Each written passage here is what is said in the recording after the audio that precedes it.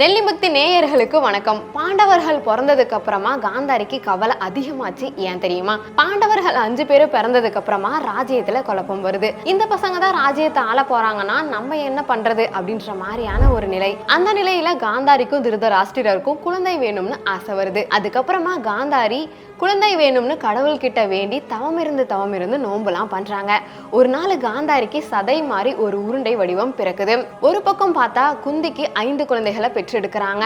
ஆனா நம்ம 2 வருஷமா தவம் இருந்து உருண்டை மாறி பிறந்துருச்சே அப்படின்னு சொல்லி ரொம்பவே வருத்தப்பட்டு அந்த உருண்டையை தூக்கி எரிஞ்சிடறாங்க.